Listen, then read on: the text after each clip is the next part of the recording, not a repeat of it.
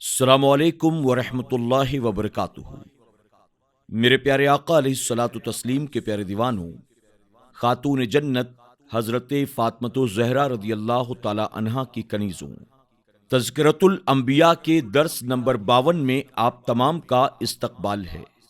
ہم درس سماعت کر رہے ہیں اللہ کے نبی سیدنا ہود علیہ السلام کے تعلق سے۔ الصلاۃ والسلام علیک یا رسول اللہ، الصلاۃ والسلام علیک یا حبیب اللہ، الصلاۃ والسلام علیک یا نبی اللہ، وعلی آلک واصحابک یا نور اللہ صلی اللہ تعالی علیہ وسلم۔ میرے پیارے آقا علیہ الصلاۃ والتسلیم کے پیارے دیوانوں، خاتون جنت حضرت فاطمۃ الزہرا رضی اللہ تعالی عنہا کی کنیزوں، پچھلے درس میں ہم نے یہ سنا کہ اللہ کے نبی ہود علیہ السلام اپنی قوم کو بار بار اللہ کی طرف بلاتے رہے۔ آپ نے انہیں باطل معبودوں کی پوجا کرنے سے منع فرمایا، ساتھ ہی لوگوں پر ظلم و زیادتی سے بھی روکا۔ اس کے نتیجے میں آپ کی قوم نے آپ کا مذاق اڑایا اور طرح طرح کی باتیں آپ کے تعلق سے وہ کہنے لگے۔ ہود علیہ السلام کی قوم کے لوگ چونکہ جسمانی طور پر بہت مضبوط اور طاقتور تھے، انہوں نے اپنے بڑے بڑے محلات تعمیر کیے، اونچی عمارتیں بنائی اور ہود علیہ السلام سے کہنے لگے، اگر تم واقعی اللہ کے نبی ہو، ہم تمہیں چیلنج کرتے ہیں کہ تم اللہ کے عذاب کو دعوت دو۔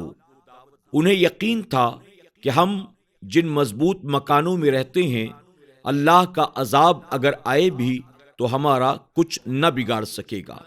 قوم ہود کے لوگ راہگیروں کے ساتھ تمسخر کرتے، ساتھ ہی ان پر ظلم بھی کیا کرتے تھے۔ صاحب کتاب نے اس مقام پر پہنچ کر اس بات کی وضاحت کی ہے کہ اگر ماں باپ اپنی اولاد کو ماریں تو شریعت نے کس طرح سے اور کتنا مارنے کی اجازت دی ہے، اسی طرح اگر استاد اپنے شاگرد کو اس کی کسی غلطی پر مارے تو کتنا اور کس طرح سے وہ اسے مار سکتا ہے۔ اب آگے، ڈنڈے سے مارنا ناجائز ہے۔ بچے جب 10 سال کے ہو جائیں اور نماز نہ پڑھیں تو اس صورت میں ان کو ہاتھ سے مارنا ضروری ہے، لیکن ڈنڈے یا کوڑے سے مارنا ناجائز ہے۔ نبی کریم صلی اللہ علیہ وسلم نے فرمایا، جب تمہارے بچے 7 سال کے ہو جائیں تو انہیں نماز کا حکم دو، اور جب 10 سال کے ہو جائیں تو انہیں مارو، یعنی نماز نہ پڑھنے پر انہیں مارو۔ حضرت علامہ شامی رحمۃ اللہ تعالی علیہ فرماتے ہیں، یہ مارنا بھی ہاتھ سے مراد ہے، اور وہ بھی 2-3 تھپڑ سے زیادہ نہ ہو۔ استاد کے لیے بھی یہی حکم ہے۔ نبی کریم صلی اللہ علیہ وسلم نے بچوں کو پڑھانے والے ایک استاد مرد سے فرمایا کہ تم 3 ضربوں یعنی 3 تھپڑ سے زیادہ مارنے سے اپنے آپ کو دور رکھو۔ اگر تم نے 3 مرتبہ سے زیادہ مارا تو اللہ تعالیٰ تم سے اس کا بدلہ لے گا۔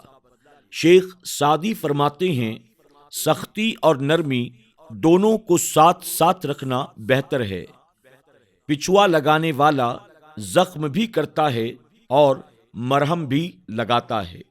عقل مند بہت زیادہ سختی بھی نہیں کرتا اور اتنی نرمی بھی نہیں کرتا کہ اس کی قدر و منزلت ہی کم ہو جائے۔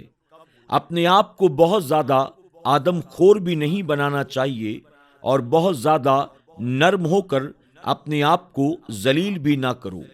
استاذ کے لیے یہی ایک اعلیٰ سبق ہے کہ ڈرائے، دھمکائے، سرزنش کرے، احساس دلائے اور شفقت بھی کرے۔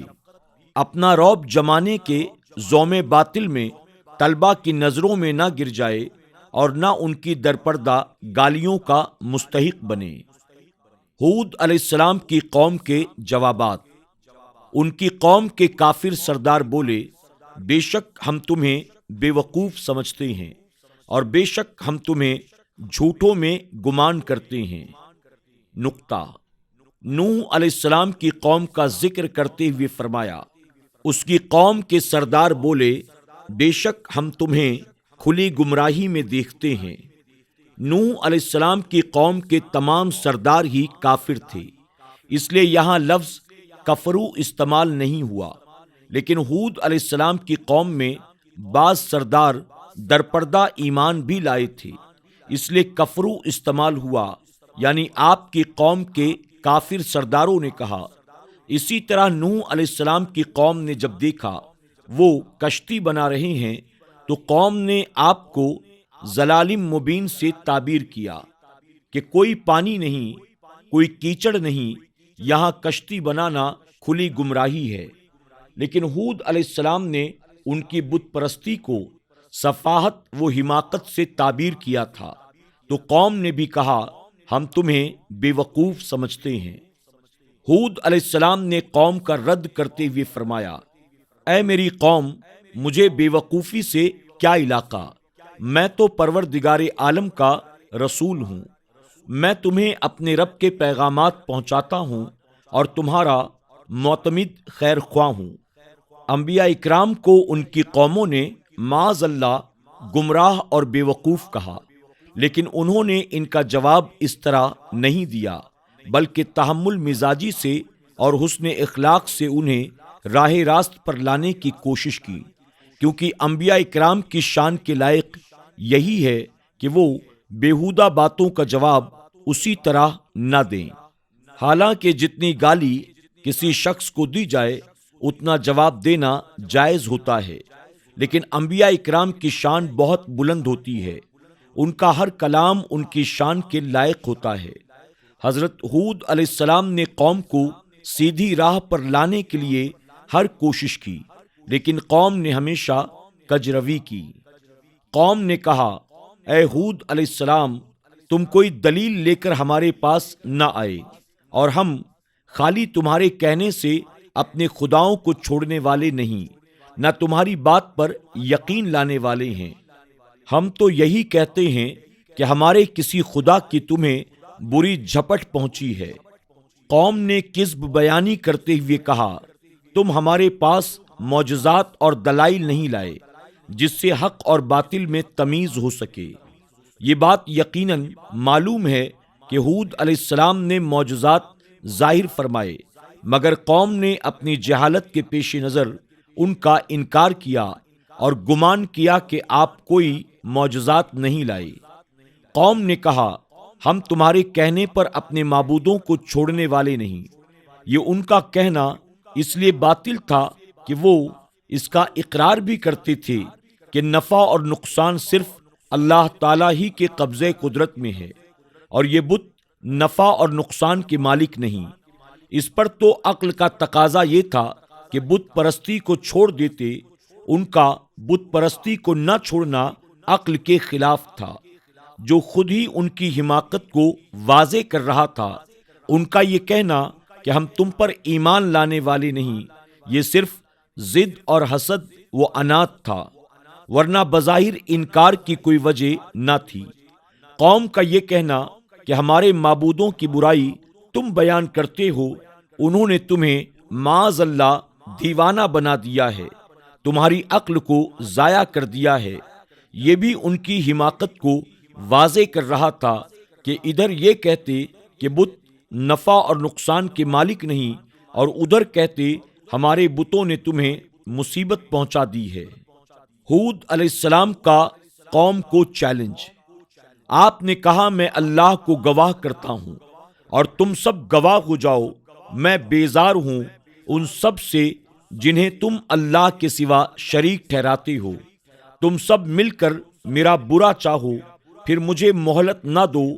मैंने अल्लाह ताला पर भरोसा किया जो मेरा रब और तुम्हारा भी रब है। कोई चलने वाला नहीं जिसकी चोटी उसके कब्जे कुदरत में ना हो। बेशक रब सीधे रास्ते पर मिलता है। हजरत हूद अलैहिस्सलाम का ये बहुत बड़ा मौजज़ा है कि एक शख्स बड़ी कौम का मुकाबला कर रहा है।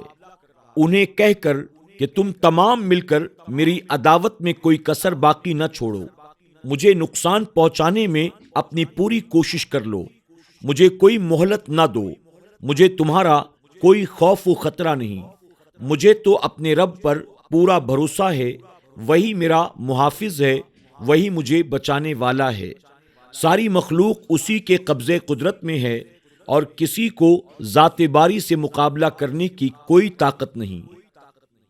ہود علیہ السلام نے قوم کو عذاب سے ڈرایا۔ جب ہود علیہ السلام نے اپنی قوم کو سیدھی راہ پر لانے کی پوری کوشش صرف کر دی، لیکن قوم نے بت پرستی کو نہ چھوڑا، تو آپ نے کہا، اے میری قوم، اب اللہ تعالیٰ کے عذاب کا انتظار کرو، پھر اگر تم منہ پھیرو تو میں تمہیں پہنچا چکا ہوں جو تمہاری طرف دے کر بھیجا گیا، اور میرا رب تمہاری جگہ اوروں کو لے آئے گا اور تم اس کا کچھ نہ بگاڑ سکو گے، بے شک میرا رب ہر شے پر نگہبان ہے۔ آپ علیہ السلام نے فرمایا، میں اللہ تعالیٰ کے پیغامات تم تک پہنچانے کے لیے آیا ہوں، تمہیں کامیابی کا راستہ میں نے بتا دیا، لیکن تم نے اپنی ضد نہ چھوڑی، بت پرستی پر تم قائم رہے۔ اب رب کا عذاب آنے والا ہے جو تمہیں تباہ و برباد کر دے گا۔ اگر تم چاہو کہ اس کے عذاب کا مقابلہ کرو تو تم ایسا کبھی نہ کر سکو گے، وہ تو تمہیں برباد کر دے گا لیکن تم اس کا کچھ نہ بگاڑ سکو گے، اور تمہیں برباد کرنے سے اس کی بادشاہت میں کوئی فرق نہیں آئے گا، اس لیے کہ وہ قدرت کا مالک ہے۔ تمہاری جگہ وہ نئی مخلوق پیدا فرما دے گا جو اس کی اطاعت کریں گے اور اس کے حکم کی بجا آوری میں کوئی کمی نہیں ہونے دیں گے۔ بے شک مجھے تم پر ڈر ہے کہ ایک بڑے دن کے عذاب کا، یعنی دنیا میں تم پر شدید عذاب آئے گا اور آخرت میں تم شدید عذاب میں گرفتار ہوگے، اس لیے کہ جس طرح اللہ کی نعمتوں پر شکریہ ادا کرنا نعمتوں کی زیادتی کا سبب بنتا ہے، اسی طرح اللہ کی نعمتوں کا کفران شدید عذاب کا ذریعہ ہے۔ رب تعالیٰ نے ارشاد فرمایا، اگر تم نے شکریہ ادا کیا تو میں تمہیں اور نعمتیں دوں گا، اور اگر ناشکری کرو گے تو میرا سخت عذاب ہے۔ عذاب کا خوف دلانے پر قوم کا جواب۔ انہوں نے کہا، ہمیں برابر چاہے تم نصیحت کرو یا نصیحت کرنے والوں میں نہ ہو، یہ تو نہیں مگر وہ اگلوں کی ریت یعنی طور طریقہ، اور ہمیں عذاب ہونا ہی نہیں۔ قوم نے کہا، ہمیں تمہارے عذاب کے خوف دلانے کی کوئی فکر نہیں، ہم تمہارے واعظ سے نصیحت حاصل کرنے والے نہیں، تم بھی پہلے نبیوں کی طرح ہمیں عذاب سے ڈرا رہے ہو، یہ تو سابقہ رسم چلی آ رہی ہے، ہم بڑی طاقت کے مالک ہیں، ہمیں عذاب کا کچھ نقصان نہیں پہنچ سکتا۔ قوم نے عذاب کو رحمت سمجھا، پھر جب انہوں نے عذاب کو دیکھا، بادل کی طرح آسمان کے کنارے پھیلا ہوا ان کی وادیوں کی طرف آتا، بولے، یہ تو بادل ہیں، یہ ہم پر برسے گا، بلکہ یہ وہ ہے جس کی تم جلدی کرتے تھے۔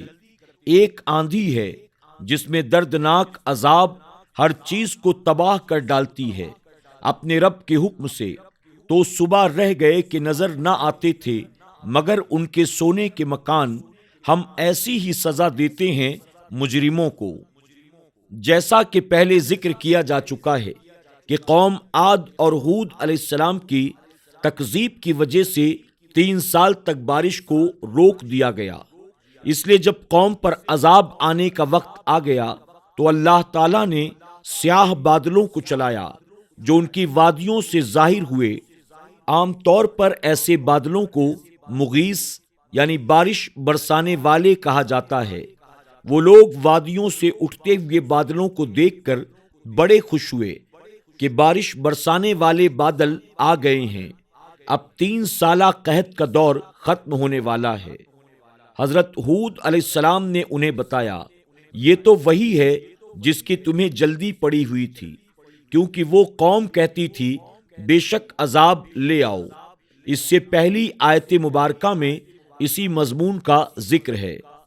اور یاد کرو عاد کے ہم قوم ہود کو، جب اس نے ان کو سرزمین احقاف میں ڈرایا، اور بے شک اس سے پہلے ڈر سنانے والے انبیاء اکرام اور بھی گزر چکے تھے، اور اس کے بعد آئے کہ اللہ کے سوا کسی کی عبادت نہ کرو، بے شک مجھے تم پر ایک بڑے دن کے عذاب کا اندیشہ ہے۔ انہوں نے کہا، کیا تم اس لیے آئے ہو کہ ہمیں ہمارے معبودوں سے پھیر دو؟ تو ہم پر لاؤ جس کا ہمیں وعدہ دیتے ہو اگر تم سچے ہو۔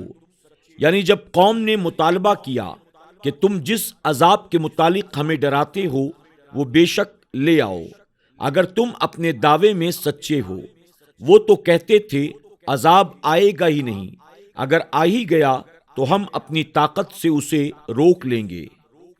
قوم عاد پر عذاب کیا آیا؟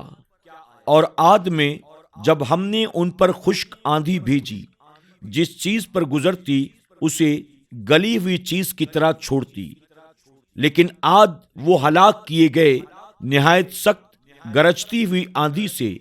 وہ ان پر قوت سے لگا دی گئی 7 راتیں اور 8 دن لگاتار، تو ان لوگوں کو ان میں گرے ہوئے دیکھو، گویا وہ کھجور کے ٹھوڈ کی طرح گرے ہوئے تھے، تم ان میں کسی کو بچا ہوا دیکھتے ہو؟ یعنی اس قوم پر 7 راتیں اور 8 دن لگاتار شدید آندھی چلی، صرف اس میں گرج تھی، بارش نہیں۔ وہی لوگ جو بادلوں کو دیکھ کر خوش ہو رہے تھے اور یہ کہہ رہے تھے عذاب تو ہم اپنی طاقت سے ٹال دیں گے، جب انہوں نے دیکھا کہ شدید گرجنے والی آندھی فضا میں حیوانوں اور پرندوں کو اڑا رہی ہے، تو یہ اپنے مکانوں میں داخل ہو گئے تاکہ اس آندھی کی شدت سے بچ سکیں، لیکن سارے دعوے دھرے کے دھرے رہ گئے۔ اللہ تعالیٰ نے اس فرشتے کو حکم دیا جو ہوائیں چلانے پر مقرر ہے کہ عاد کی قوم پر اپنی ہواؤں کے خزانوں سے اتنی مقدار میں ہوا کھول دے جتنی مقدار ایک انگوٹھی کی ہوتی ہے۔ رب تعالیٰ کے خزانوں میں سے یہ ہوا بظاہر معمولی تھی، لیکن دنیا میں ہولناک طوفان تھا، تباہ کن آندھی تھی۔ سب سے پہلے ایک عورت نے دیکھا کہ ہوا میں مجھے آگ کے شعلے نظر آ رہے ہیں۔ اس ہوا نے مکانوں کے دروازے گرا دیے، وہ ان کے نتنوں میں داخل ہوتی اور ان کی دبر سے نکل جاتی۔ وہ ہوا انہیں گرا رہی تھی، ان کی گردنیں ٹوٹ رہی تھیں، کبھی انہیں زمین سے اٹھایا اور پھر نیچے پھینک دیا، ریت کے ٹیلوں میں دب جاتے۔ یہ سلسلہ 7 راتیں 8 دن مسلسل جاری رہا، کسی وقت بھی آندھی نہ رکی، سب تباہ برباد ہو گئے۔ بڑے بڑے قدوں والے، اپنی طاقت پر ناز کرنے والے رب تعالیٰ کی گرفت میں جب آئے تو ایسے برباد ہوئے کہ مرے ہوئے یوں نظر آ رہے تھے کہ یہ کھجوروں کے تنے زمین پر پڑے ہیں۔ رب کی عظیم قدرت کا اندازہ کیجئے، جہاں کفار کو تباہ برباد کر دیا، وہاں ہود علیہ السلام اور ان کی قوم کو نجات دی۔ ہود علیہ السلام نے اپنی قوم کے ارد گرد خط کھینچ دیا، وہ شدید آندھی انہیں خوشگوار موسم بہار کی ہلکی ہلکی ٹھنڈی ٹھنڈی سہانی ہوا محسوس ہو رہی تھی۔ کفار گر گر کر تباہ ہو رہے تھے، ان کی گردنیں ٹوٹ رہی تھیں، ریت کے ٹیلوں میں دب رہے تھے، لیکن اللہ والے، نبی پر ایمان لانے والے اسی آندھی سے لطف اندوز ہو رہے تھے۔ سبحان اللہ، مولائے کائنات کی قدرت کا انسان کیسے اندازہ کر سکتا ہے؟ اس کی حکمتوں سے وہ خود واقف ہے۔ رب نے ارشاد فرمایا، مفہوم، اور جب ہمارا حکم آیا، ہم نے ہود علیہ السلام اور اس کے ساتھ کے مسلمانوں کو اپنی رحمت فرما کر بچا لیا اور انہیں سخت عذاب سے نجات دی۔ یعنی کفار کو دنیا میں بھی سخت عذاب میں مبتلا کیا اور قیامت میں وہ شدید عذاب میں مبتلا ہوں گے۔ مومنوں کو اللہ تعالیٰ نے دنیا میں محفوظ رکھا اور قیامت میں بھی محفوظ رکھے گا۔ نبی کی تکذیب، نبی کی گستاخی تباہ کن عذاب کو دعوت دینے کے مترادف ہے۔ اللہ تعالی ایمان پر قائم اور دائم رہنے کی توفیق عطا فرمائے اور انبیاء کرام کی شان میں گستاخی سے بچائے۔